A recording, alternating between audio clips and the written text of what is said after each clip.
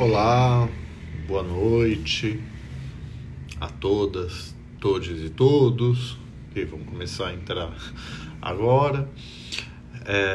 Vamos começar aqui a live com o Paulino daqui a pouquinho, para a gente falar um pouco sobre orgulho, resistência e efetivação dos direitos da população LGBT e mais. O Paulino entrou aqui agora, já vamos autorizar ele a entrar, que foi uma live sugerida pelo Paulino, falei pra gente fazer aqui na minha página, mas então ele que vai conduzir. Entrou aqui o professor José Emílio Medal Aromati, meu dworkiano favorito. Um abraço, balada, para falar com a gente.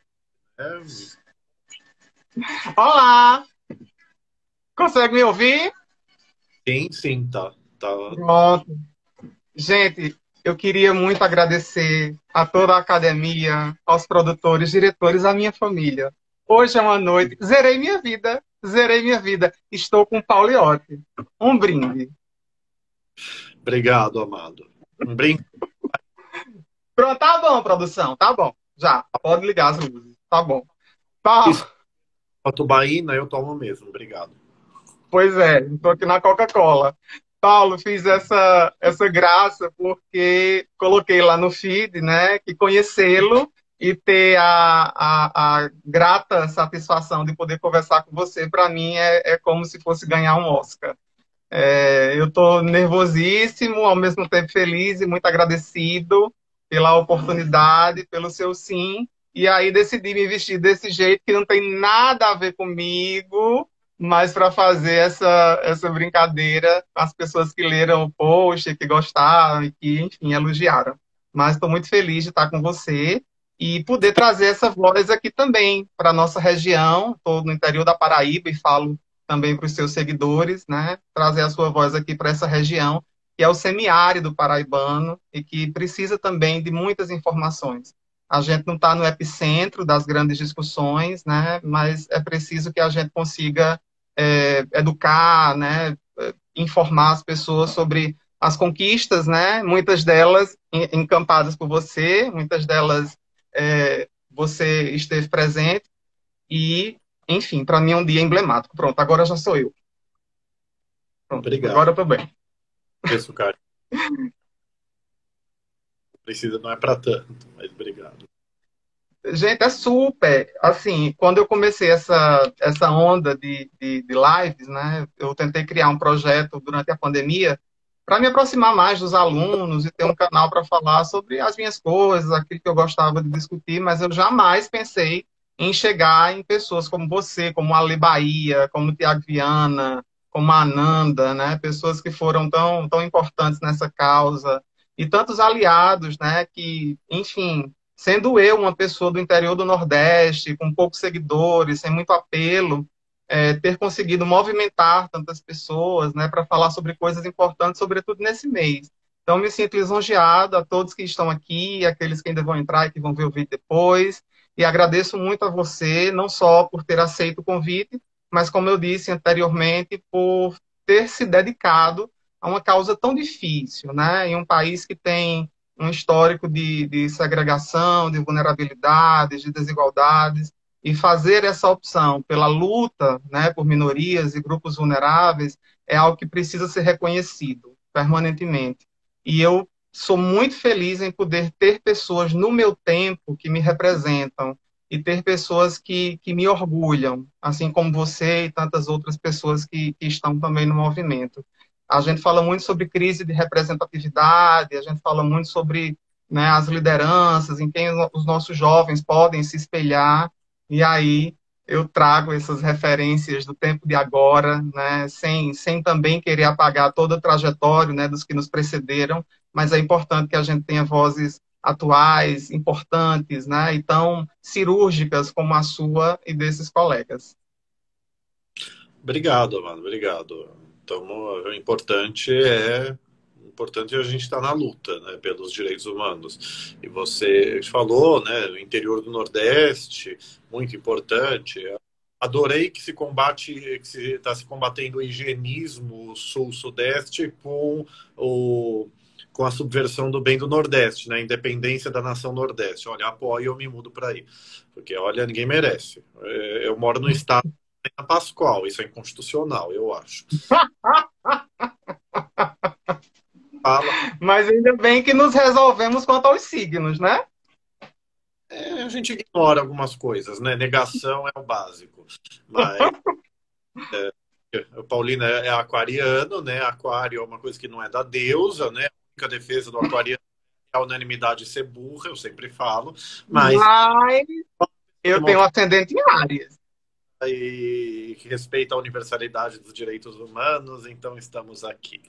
Mas eu estava falando de como é importante realmente a gente sair dos grandes centros, até das capitais, mas sair do eixo Rio-São Paulo e falar no restante do país é realmente muito importante, até porque tem muita coisa boa que é para a gente aprender com os Exato. interiores do país. É.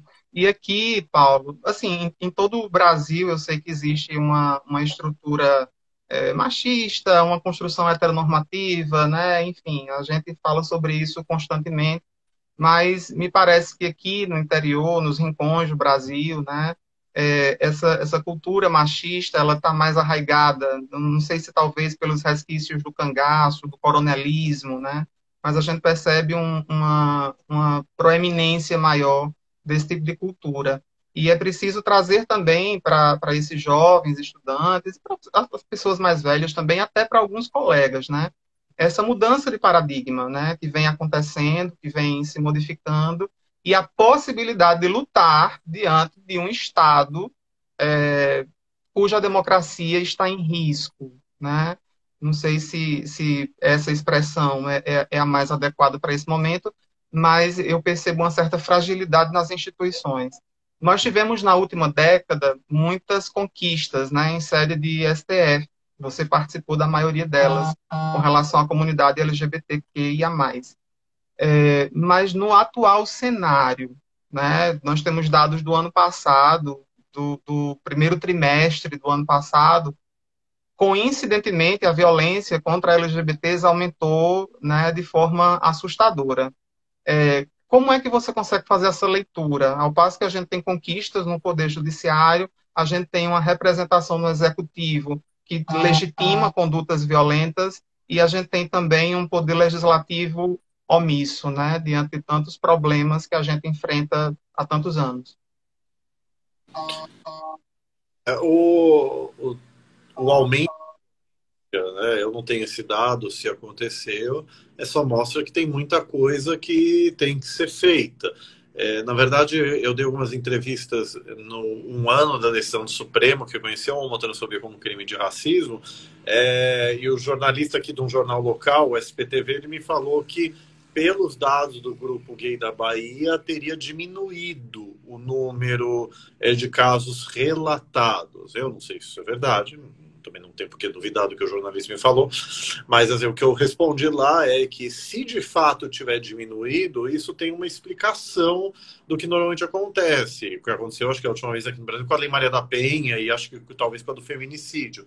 Quando uma conduta passa a ser considerada como crime, normalmente por forma de lei, nesse caso, claro, é uma nova interpretação dos crimes de racismo para abarcar a homotransfobia, sem legislar e nem fazer analogia, mas quando uma nova conduta passa a ser considerada crime, você tem realmente, num primeiro momento, uma diminuição de condutas. Aí não sei por quantos anos foi na Lei Maria da Penha do feminicídio, mas você diminui, porque em algum grau se as direitas erram de achar que criminalizar resolve tudo sozinho e não resolve, parte das esquerdas progressistas erra ao achar que a criminalização não serve para nada. Muita gente não pratica crime porque é crime. Então, isso acontece quando uma conduta é criminalizada, é reconhecida como crime nesse caso. Tem uma diminuição e depois, se o Estado não faz nada de políticas públicas de longo prazo para transformar a cultura opressora, volta a subir apesar de ser lei. Foi assim na violência contra a mulher. Se de fato estão subindo os casos, mostra também então, que não basta reconhecer como crime. E não basta nem punir. Na verdade, a gente tem que tirar a decisão do papel. Eu falo que se tivesse entrado com denúncia de crime de homotransfobia como espécie de racismo no dia seguinte da decisão, 14 de junho de 2019, não teria tido tempo de ter uma condenação. O judiciário, ele, infelizmente, é lento, o que não é nem muito culpa dos juízes, né? Cada juiz tem milhares e milhares de processos, então realmente não consegue andar rápido como desejaria, como se desejaria. Mas assim, não teria tido tempo de dar condenação. Parece ter um dado de Minas Gerais, uma dessas matérias, que a Simila Rá, presidenta da BGLT, me falou, maravilhosa, que foi o Fórum de Segurança Pública de Minas que conseguiu, que tem 300 e tantos processos de crime de homotransfobia em Minas Gerais. É importante levantar estes dados para mostrar que a comunidade está se utilizando. Como diz o querido amigo, o professor Renan Alha, não é? Quer dizer, a criminalização nos dá instrumentos de luta. E vai ter que ser uma luta. Já que a homotransfobia foi reconhecida como espécie de racismo, e consequentemente injúria racial, porque é teratológico, beira a má-fé, e eu estou sendo educado, quem diz que não se aplicaria o crime de injúria racial para a homotransfobia, isso desafia a inteligência de pessoas racionais e de boa fé com 2 neurônios pensantes. Eu estou realmente muito calmo, porque esse tema me irrita. Mas os crimes de racismo, injúria racial, o movimento negro tem uma dificuldade muito grande de fazer ser efetivo condenações. O judiciário, acho que isso é mundial, mas eu posso falar pelo Brasil, ele tem muita resistência em punir crimes contra minorias, não é? No sentido de julgar procedentes, por assim dizer, as denúncias de crimes de racismo, injúria racial, a violência doméstica, enfim, tudo. Quando a mulher vai na delegacia, então eu estou falando sério para o judiciário, para a delegacia, feministas dizem que o delegado, o escrivão, querem convencer a mulher a não fazer a denúncia. Então, então vai ser uma luta. Então, o que eu acho, se a violência realmente subiu, independente disso, a gente tem que tirar a decisão do papel. A gente tem que começar a fazer processos de homotransfobia quando eles forem acontecendo. Você vê conseguir condenações, porque, assim, até como dizia Beccaria, né, quer dizer, mais importa uma condenação razoável, justa, do que uma pena enorme. Então, quer dizer, a gente tem que a lei tenha efetividade no curto prazo. E no longo prazo, o movimento sempre lutou, você ter uma política de educação emancipatória nas escolas. Para você, a Lei de Diretrizes e Bases no Brasil fala que a escola deve promover a liberdade e a tolerância. A Constituição e a Convenção Americana de Direitos Humanos falam que a educação das escolas deve promover os direitos humanos, a dignidade humana como um todo. Então, escola não é ensino técnico de português e matemática, etc., para passar no vestibular, no Enem. Então, você tem que ter isso. Educação no longo prazo para transformar realmente a sociedade. E transformar a sociedade, ao contrário do que nos difamam, não é transformar a sociedade em LGBTI, que eu falo que é o Protocolos do Sábio do Sião antissemita versão LGBTI. Não, é ensinar crianças... Paulo, você é ótimo. Existem pessoas LGBTI que devem ser respeitadas, ou no mínimo toleradas.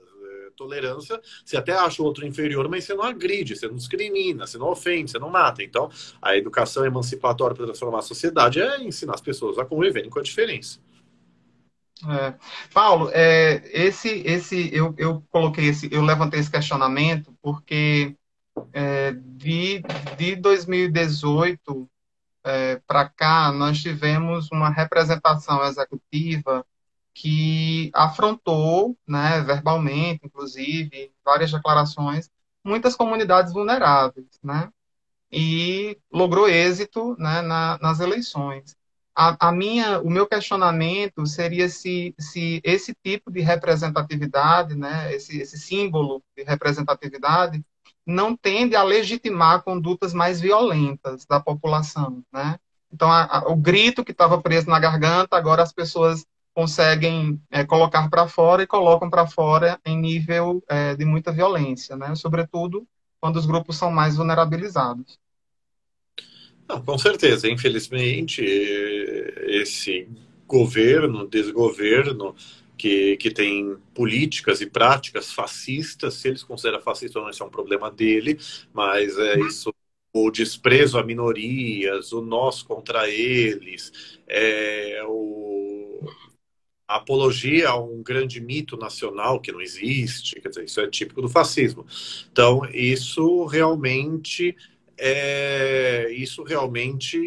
faz as pessoas se sentirem legitimadas a fazer práticas opressoras, agressivas e até piores. Né? Eu até falei isso na Tribuna do Supremo, no julgamento da homotransfobia. Eu falei, né, que teve um grito que começou na torcida do Atlético Mineiro, depois aqui no metrô de São Paulo, adaptaram, dizendo, aspas, ô bicharada, toma cuidado, Bolsonaro vai matar viado, fecha aspas. Então, ele nunca falou isso nesses termos. Eu até lembro, também citei no Supremo, que numa matéria online ele até disse que não é assim. Eu falei, mas veja, uma matéria online que acho que quase ninguém leu. Então ele devia ter repudiado isso mais veementemente. Mas assim, quando alguém assim como ele chega à presidência da República, alguém que falou que a ditadura matou pouco, queria metralhar, fuzilar o Fernando Henrique Cardoso lá dos anos 90, e daí afora, e com os discursos notoriamente homotransfóbicos e racistas em geral, então racistas contra LGBTs, contra negros, etc. Isso faz neonazistas, propriamente dito, se sentirem legitimados. E aí o governo federal deveria ter políticas públicas, então, para amenizar isso, que fosse campanha para dizer que não ia fazer nada, mas que você também não deve agredir, desrespeitar, ofender as pessoas só porque elas são diferentes de você. Mas isso é um fato. Uma pessoa Inclusive, legitimarem. Inclusive, gente, tanta gente bacana aqui que me pediram para que você mandasse um alô, gente, professor Daniel, Wesley, Abrantes, me orientando Helder, que trabalhou questões de gênero, enfim, muita gente boa, Arthur, todos estavam ansiosíssimos para lhe ver, lhe ouvir, né, nesse momento, assim como eu ainda estou. Paulo, com relação à sua sustentação oral na criminalização da homotransfobia, enfim, a partir dali eu percebi uma cabeça muito criativa, né, sua, e a gente percebe isso pelo tipo de humor que você consegue usar, quando você falou sobre a questão do Enem, né, que tinha caído sobre não se nasce mulher, torna-se mulher, e você levantou o livro, né, e disse, mas ninguém leu isso aqui, entendeu? Não é exatamente isso. E aí, a gente voltando para esse panorama. Foi em 2015, tá? Só para falar. Isso foi no julgamento do banheiro de pessoas trans, mas foi isso mesmo. Meu, foi, de pessoas trans. E a gente vem de lá para cá com projetos de educação que colocam a palavra gênero, planos nacionais que colocam gênero, tiram gênero, colocam gênero. Teve aquela falácia do kit gay que o Supremo se pronunciou somente pós-eleições, né, para dizer que aquilo nunca tinha ocorrido e que não era daquele jeito, entre outras coisas, né?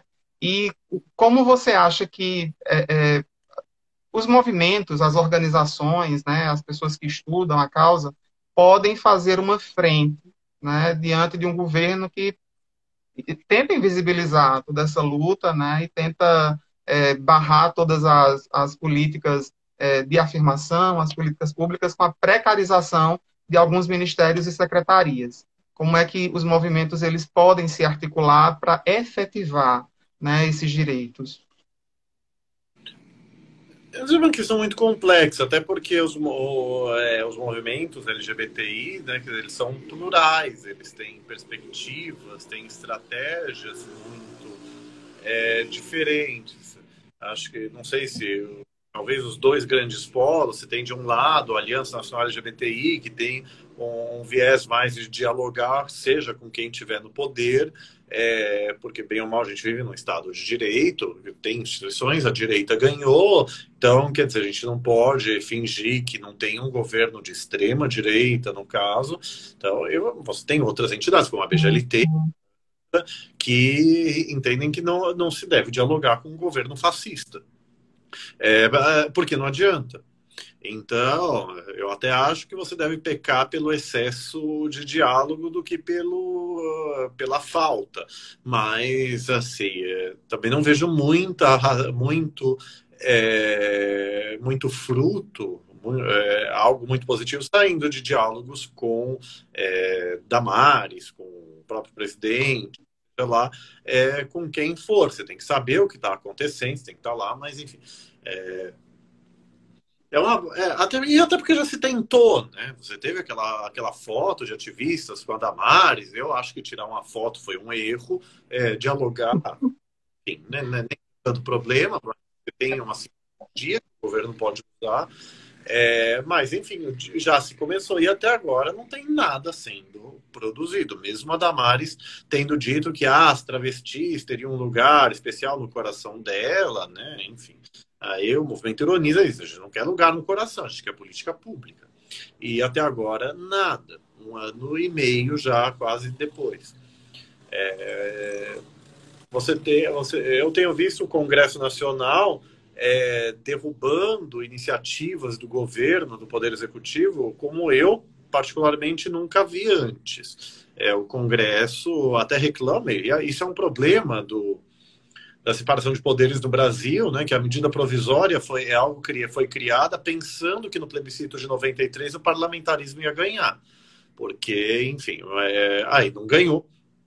Então, quer dizer, o presidente da República, ou a presidente, fixa a pauta do Congresso. Essa é uma grande discussão que se tem. Mas, assim, o Congresso tem imposto derrotas ao governo Bolsonaro. Então, eu acho que a gente tem que ter realmente uma pauta de resistência. Eu acho que tem que ter projetos de lei, a gente tem que marcar a posição com projetos de lei a nosso favor no Congresso.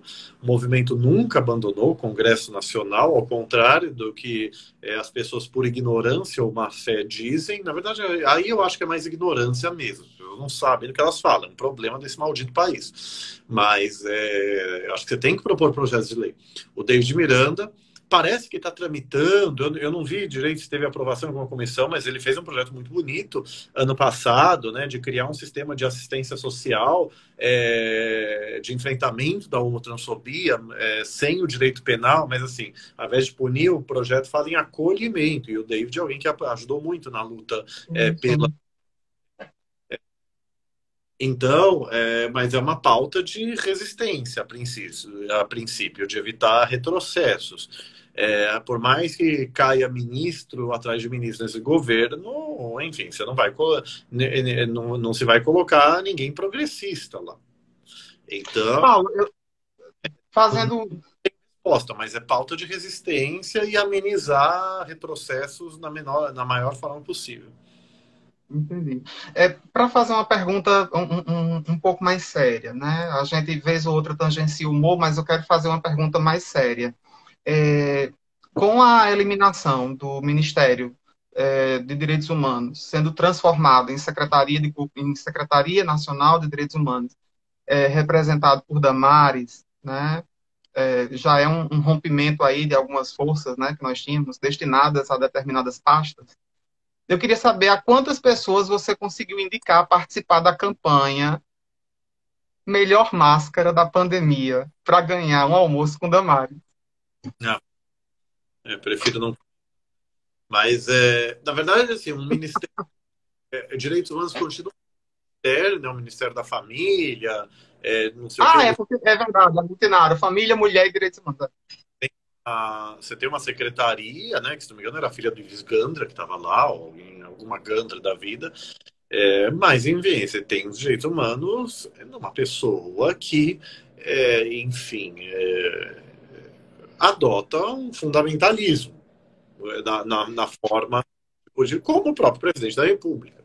Então, quer dizer, dificilmente algo de bom vai sair dali.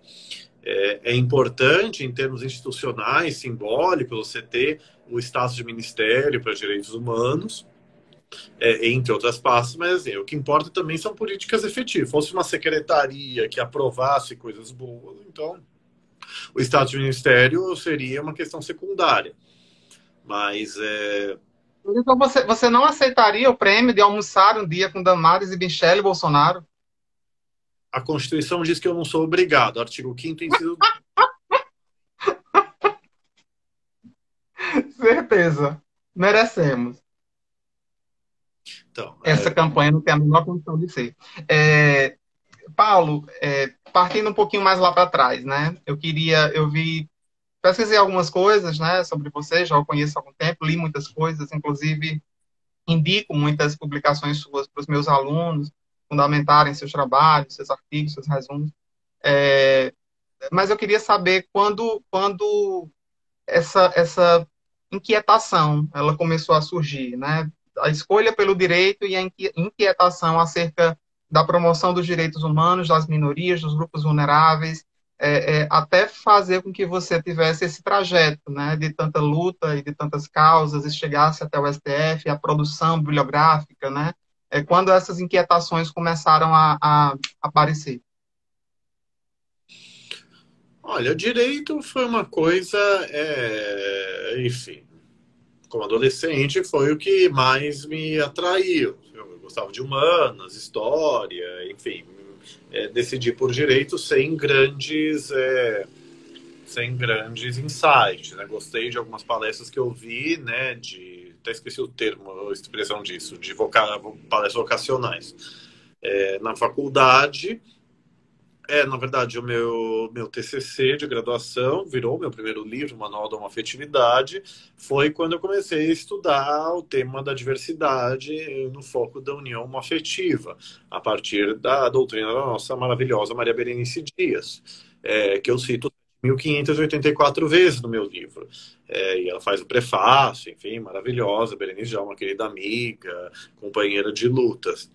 Então, provavelmente, né, por eu ser gay, e isso ajudou na inquietação da questão do casamento civil, que é uma demanda histórica mundial, casamento igualitário.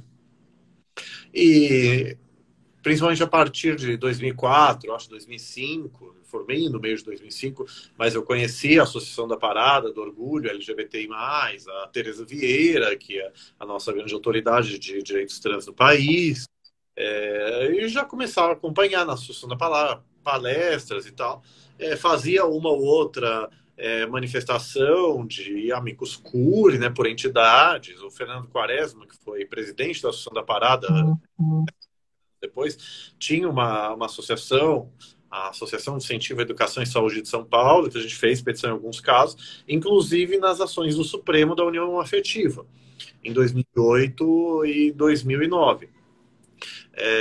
E aí, em 2009, que eu entrei mesmo no movimento, no sentido de ir em mais de eventos de militância, não só palestras, cursos, manifestações de rua, etc. Então,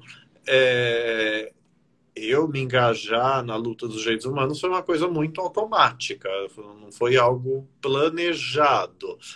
Eu gosto de direito, eu estudo, eu acho que eu posso ajudar, então eu peticiono, eu escrevo. Acho que é mais ou menos essa a ideia. Eu vi as ações do Supremo, enfim, peticionei lá para levar. Podia fazer sustentação oral, fiz, né? Falei com o ministro Aires Brito, foi muito simpático quando eu marquei audiência com ele, conversou, dialogou comigo por mais de uma hora. O ministro Celso também, nos casos da homotransfobia, bem depois. E foi indo. Aí, em 2011, quando eu fiz a sustentação oral da União Homoafetiva, eu fui o 7º advogado a falar favoravelmente, aí ativistas do movimento gostaram do que eu vi, enfim, viram qualidade da minha fala, e a gente começou a atuar mais. Então, em 2011 foi quando eu fiquei realmente conhecido no movimento pela sustentação oral da União Homoafetiva. E a partir daí foi indo. Paulo, enfim, talvez sejamos contemporâneos, não falemos em idade, mas talvez sejamos contemporâneos de geração, e tendo a minha formação sido feita aqui no Nordeste, né? Começando no interior, na Faculdade Federal daqui. Depois eu migrei para João Pessoa para poder fazer o programa de mestrado. Eu não via muitas representações ocupando esses espaços, né? Então eu não tinha um referencial de, de, de, de me reconhecer ocupando esses espaços. Seja o espaço acadêmico, seja o espaço da advocacia, seja no universo jurídico, né, instrumental como um todo. A sua realidade aí, você conseguia ver alguém que lhe inspirou como exemplo e disse, puxa, esse cara, ou essa moça, ou essa pessoa, eu quero seguir nessa linha, eu gosto disso. Como inspiração gay, LGBTI, acho que não. Não, isso realmente é um problema, né? Você não ter representação na grande mídia, etc., de de modelos, né, para seguir. Então, isso o movimento negro fala muito, né? Novelas, filmes mostram como heróis protagonizam pessoas e homens brancos, então aí a gente fala hétero cis também, então, e aí Uhum. negro, LGBTI sempre numa posição subalterna, ou, ou de vilania, quer dizer, até os anos 90 você não tinha isso, você teve. Inclusive, no final dos anos, eu não gosto do modelo de novela, me julgo, eu prefiro o modelo de seriado, né? Então, faz uns 20 Uhum. anos que eu não novela direito, mas no fim dos anos 90 foi naquela novela, acho que Torre de Babel, que explodiram Claro. lésbicas e que era aquela coisa quase até hoje. Você sabe que é um casal porque a televisão, o autor te conta, porque quase não se tratam como casal. Então, como modelo assim. Não. E, na verdade, né, quer dizer, eu ia estar usando, esqueci, tá uma bagunça aqui em casa, né? Eu sempre uso uma pulseira do arco-íris, né? Eu usei muito, acho que de 2006 até 2010, eu usava quase todo dia. Eu lembro uma querida amiga, a Juliana Maggi, que trabalha, inclusive, com um ex-professor meu maravilhoso, Roberto Dias, da PUC de São Paulo, era da PUC na época, ela falou, né, que ficou admirada como eu, em 2009, usava uma pulseira do arco-íris o tempo inteiro. Isso ela me falou ano passado, eu acho. Então, isso, na verdade, me surpreende. Em 2009, pelo menos num grande centro como São Paulo, dentro dos meus mil privilégios, como homem branco, classe média, advogado e tal, quer dizer, isso que as pessoas olham feio, que elas olhem, elas que se explodam, mas eu fiquei surpreso com isso, mas foi uma coisa muito automática mesmo, irrequieta, no modelo de homem gay, de advogado, enfim, de luta de direitos humanos não teve. Não Foi existia, né? Não existia. Paulo, e essa inquietação por leitura? Eu sempre acompanho as suas lives e vejo aí muitos livros, muitas coisas, e sei que você produz muita coisa, muito conteúdo também, são muitos artigos e publicações.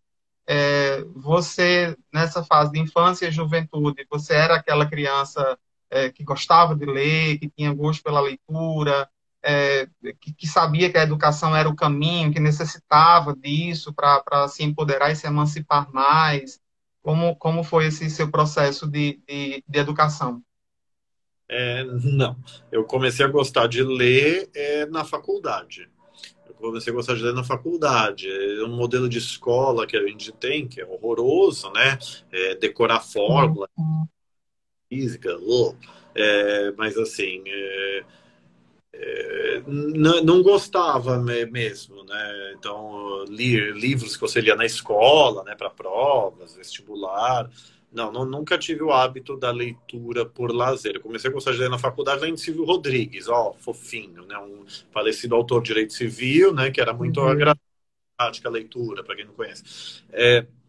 Então, eu tenho muito de ler por estudo, de ler é, então, trabalho, né? Quer dizer, mas enfim, de ler para estudar. Ler por lazer, pouquíssimas vezes eu li. Eu lembro que eu gostei muito de Jorge Amado. Eu li um terço do Tocaia Grande, sei lá, 10 anos atrás. Aí parei, não voltei. Então é algum que eu quero pegar um dia e ler. Acho que em 2007, né, eu queria assassinar alguém quase, que saiu um spoiler de Potter.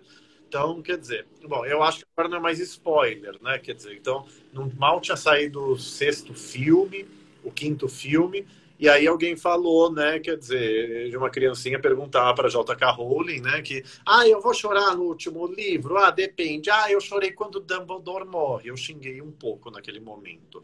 Então, quer dizer, aí eu Você, li. você gosta, você gosta do Harry Potter, como era o nome daquela outra série, meu Deus? É, gente, que tinha os dinossauros que voavam, que tinha agora, bem recente, Game of Thrones. Você gosta dessas paradas assim? Eu vi o finalzinho dela.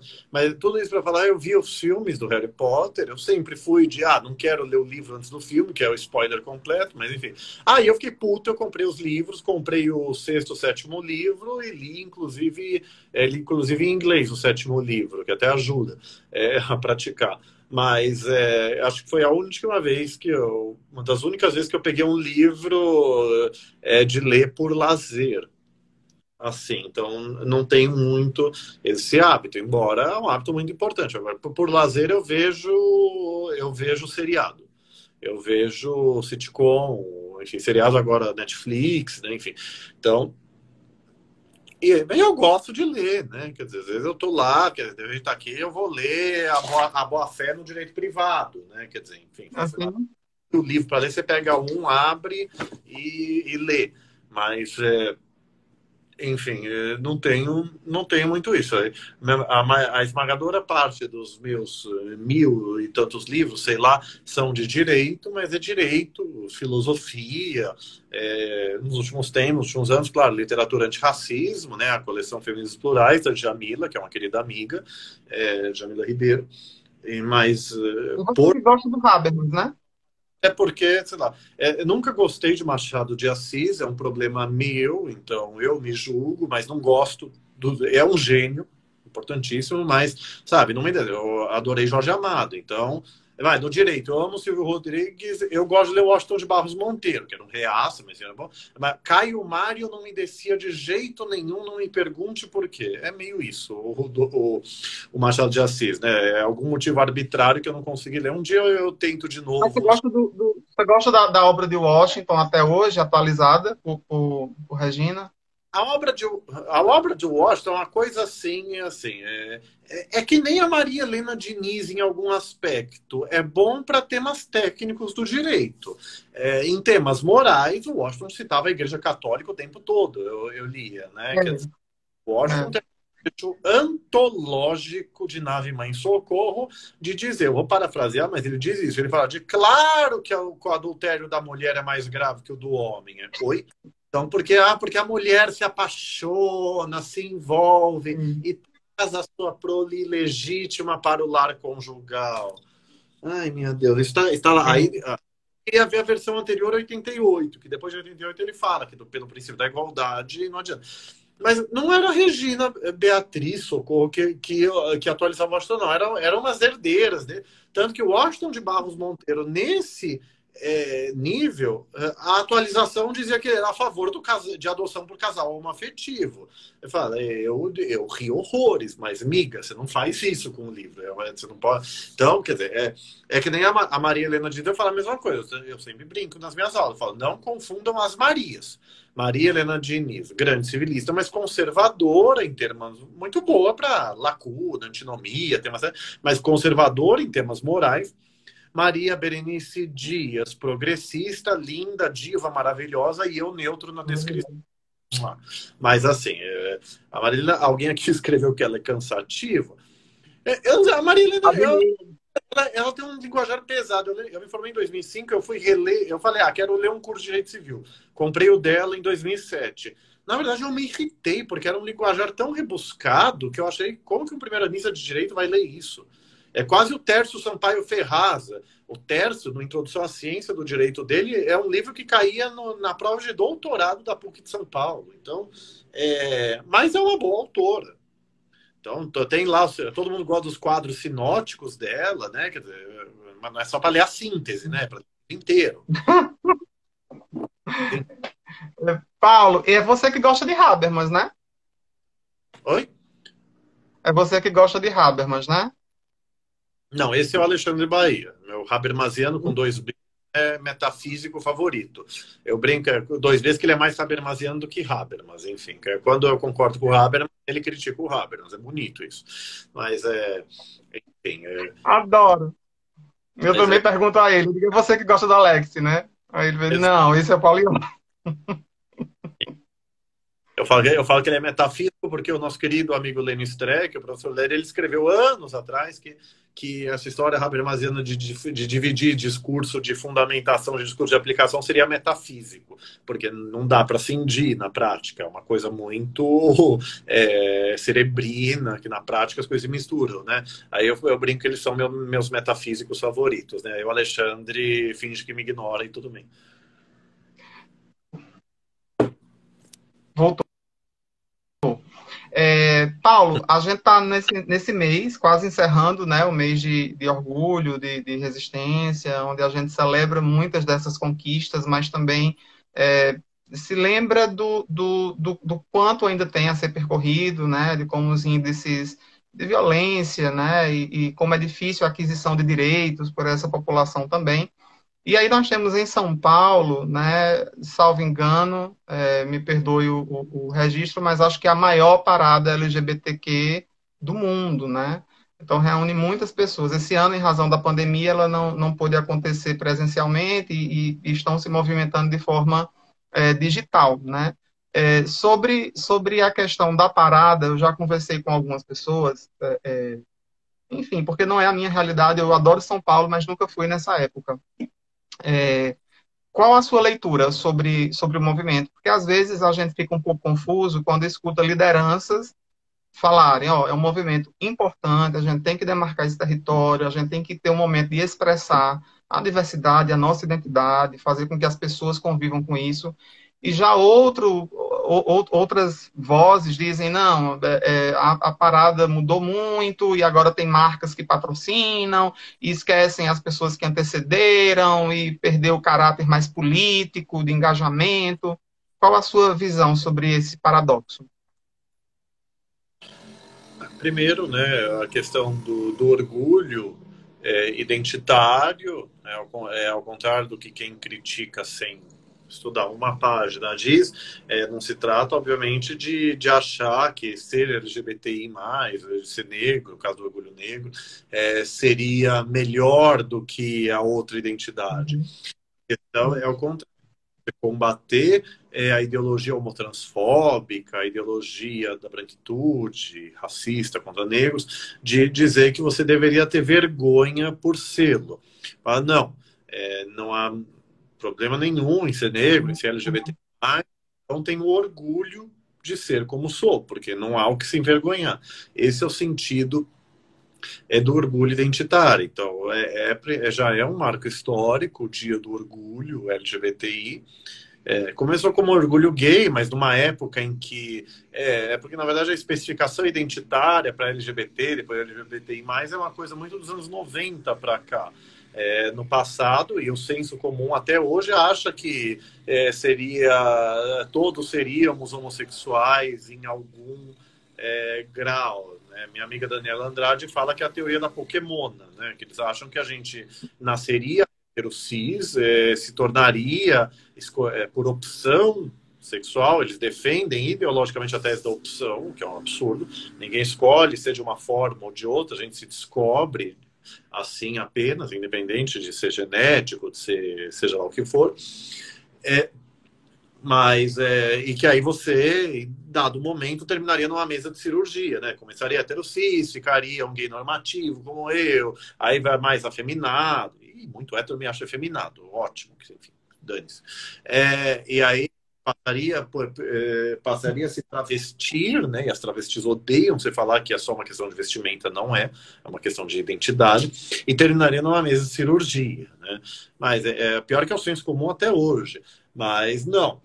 Então, por isso que se falava em orgulho gay, mas o correto hoje é falar em orgulho LGBTIA+, LGBTQIA+, enfim. É, então é importante você ter a parada.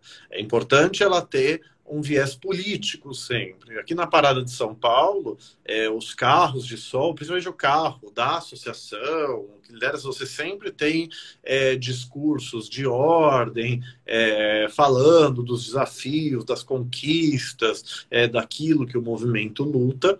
Então você tem isso, essa pauta política nunca saiu da parada. Mas assim, eu também sempre falo que tem que se parar de achar que marcha política é só reunião de sindicalistas dos metalúrgicos do ABC, aqui de São Paulo, que não é nenhuma ironia, né? Mas é uma analogia a que o nosso ex-presidente Lula. Os metalúrgicos do ABC são os principais sindicatos do país. Não, a parada é uma manifestação política, mas subversiva, que você usa a festividade, a alegria, o desbunde. Acho que falaria o meu amado João Silvério Trevisan, um dos fundadores do movimento LGBTI brasileiro. Então, a parada ela é um ato político, ainda que para quem olhe só o aspecto, aspas, festivo. Nos Estados Unidos, pelo menos em inglês, tem uma expressão muito boa, né, que eles falam, que representa muito a parada, né? I'm here, I'm queer, deal with it. Então, quer dizer, eu estou aqui, sou viado, sou bicha, conforme. Se sou LGBTI+, você tem que aceitar. Se não aceita, cala a boca e não me irrita, eu complemento. Mas, enfim, então... E para muita gente, país afora, a parada é realmente o único momento que tem até de catarse, de poder ter algum grau de liberdade, de festividade.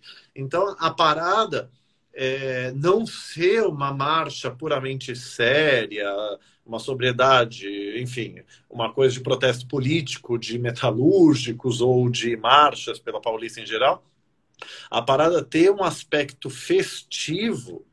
Então, a analogia que fazem com o carnaval não tem que ser vista como algo negativo em si. É um carnaval político.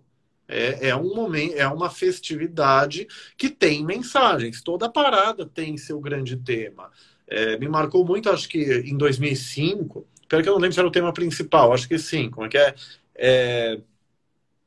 Aceitar é uma opção, respeitar é obrigação, que é um tema que até hoje se parafraseia de uma forma ou de outra. Então, a gente já teve da União Civil Igualitária, temos família e orgulho, criminalização da LGBTfobia. 1 ou 2 anos atrás, foi a primeira vez que colocaram as pessoas trans, né? Então, por uma lei de identidade de gênero.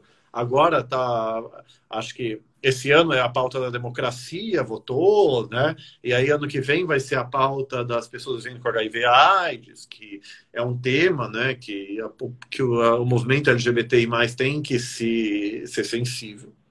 A AIDS não e o HIV não são infecções especificamente LGBTI, mas LGBTI, HIV/AIDS. Então, você tem que combater o higienismo social. Assim, que é uma coisa, você ser minoria você não é perfeito. Você tem homotransfobia no movimento negro, você tem muito racismo negrofóbico no movimento LGBTI hegemônico.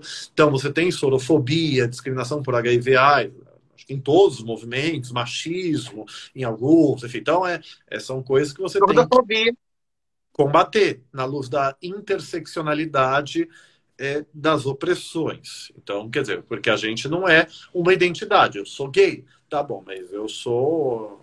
Na verdade, acho que gay é a minha única identidade minoritária, né?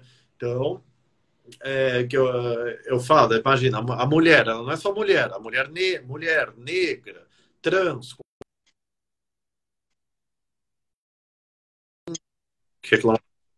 então, você só nesse exemplo desse tem 4 identidades. Então, a gente tem identidade como trabalhador.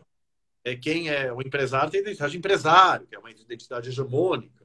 Então, quer dizer, você tem que combater esses problemas, mas a parada tem o seu viés político, sim, que só é desconsiderado por quem tem uma visão muito estrita e quadrada do que deveria ser um protesto. Então, e assim, claro que a parada pode melhorar.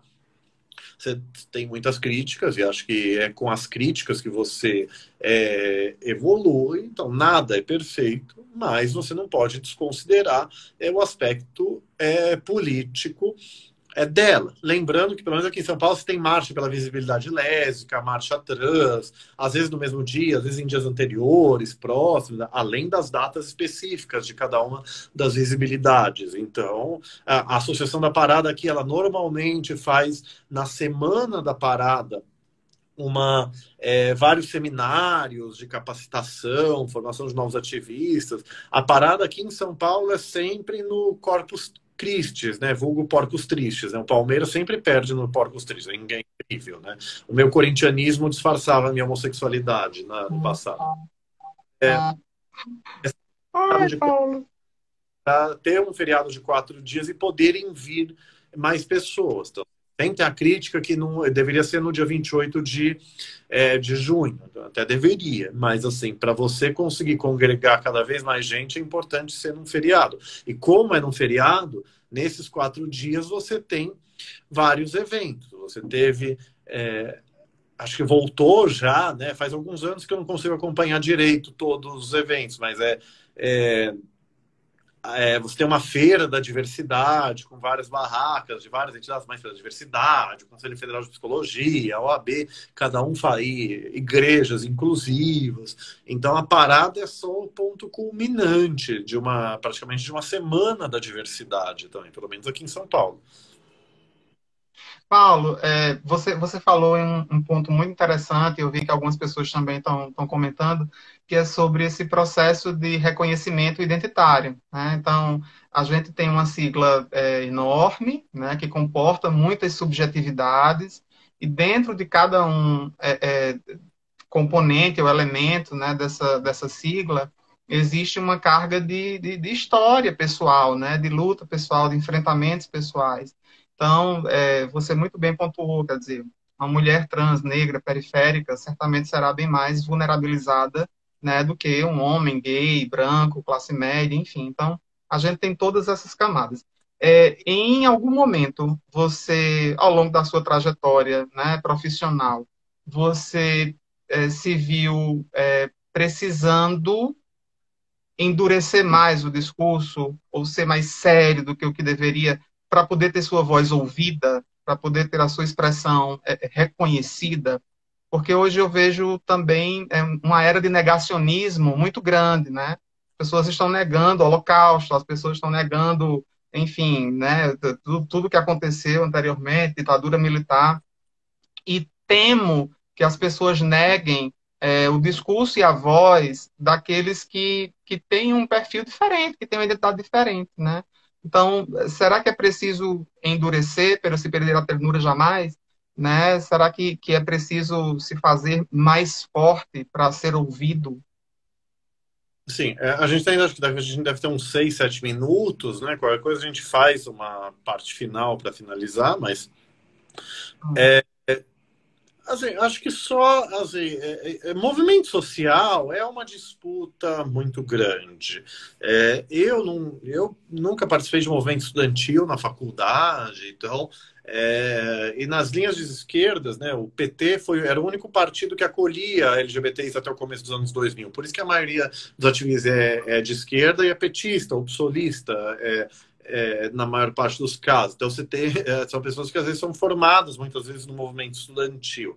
Uma coisa que eu não tive, mas assim, espaços de conferências, não é?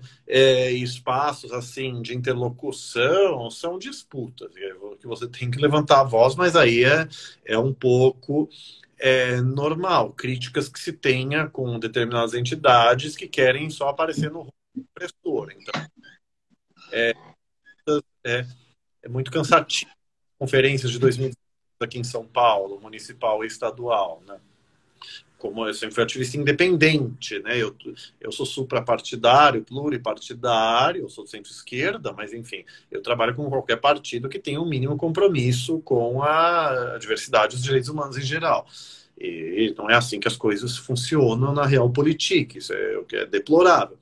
Mas assim, mas fora disso, até que não. E o que é normal, então, críticas que se tem aqui e ali à parte, mas fora disso, até que não, até pela minha atuação no Supremo, eu sou respeitado, sou conhecido no movimento. Eu até falo que existe paulofobia em parte do movimento, né? Eu, toda certeza tem gente que me detesta e me tolera porque pelo trabalho que eu faço, mas muita gente no movimento também me respeita e gosta de mim, né? Então, em algum grau é normal, ninguém é unanimidade. É, mas então, quer dizer, fora dessas disputas legítimas para falar que você tem que ter estratégias de conferências, encontros para conseguir passar sua mensagem, até que eu não tenho problema. Então eu tenho, acho que os meus privilégios até é, compensam em muito a homofobia que eu sofro, né, estrutural enquanto homem gay. Eu acho que poucas vezes eu fui discriminado ou sofri algum tipo de violência verbal, nunca física, por ser gay, mas assim, então, assim, eu sou um homem branco, classe média, advogado, né, identidades hegemônicas, então acho que eu sempre consegui ser ouvido e até procurado, né, para palestras, enfim, em Ministério Público, universidades, etc. Então, acho que eu nunca tive essa dificuldade.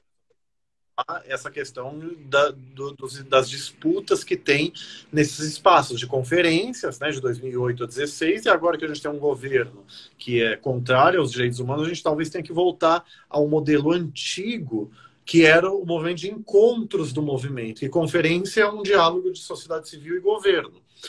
Você teve os encontros, né, do movimento homossexual lá nos anos 70, depois homossexuais e travestis, gays e lésbicas e transgêneros, né, essa especificação identitária, mas você sempre foi tendo encontros nacionais e regionais. Talvez a gente tenha que ressuscitar essa prática. A gente tem dialogado em alguns espaços do movimento. Você está aí ainda, Entendi. Paulino? Vocês estão me Você ouvindo? consegue. Tô ouvindo perfeitamente. Você consegue me ver? A sua imagem está carregando, está travado, mas tá, então estou te ouvindo bem, que bom. Tá? Oh, que pena que eu fiquei travado na minha pior feição aqui. Ô, gente, perdoe.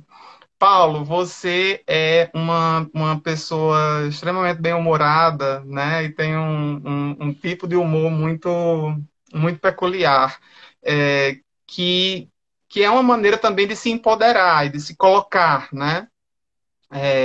Enfim, como é que você foi natural para você esse processo de não se importar com a opinião das outras pessoas ou com os julgamentos da sociedade e focar na sua formação e focar nas coisas que lhe interessam enfim, e quem não me aceitar, problema seu, e quem não... como foi esse processo para que você fosse hoje essa pessoa libertária, essa pessoa despida de qualquer amarra ou de qualquer engessamento? Eu ser do jeito que eu sou, acho que foi uma coisa, de novo, foi uma coisa muito natural, né?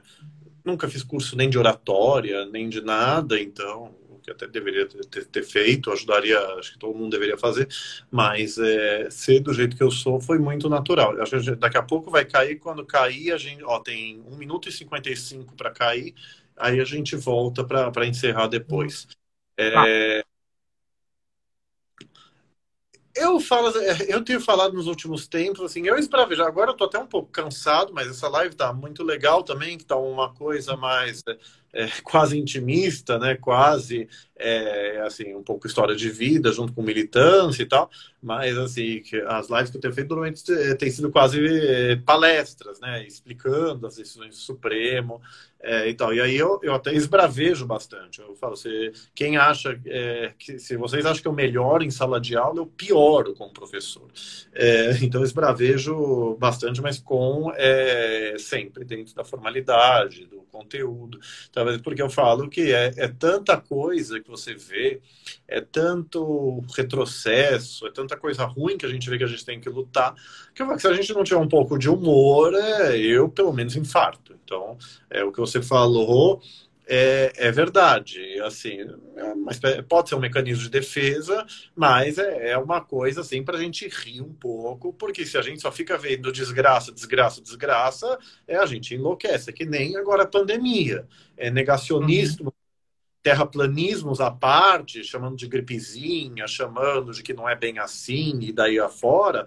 Quer dizer, é importante a gente ter as notícias, mas, gente, pelo amor da deusa, não dá para você ficar vendo Globo News o dia inteiro. Quer dizer, é que nem minha mãe fala é, programas de esporte, de futebol, né, da época que eu gostava e assistia. Quer dizer, gente, eles ficam falando da mesma coisa o dia inteiro.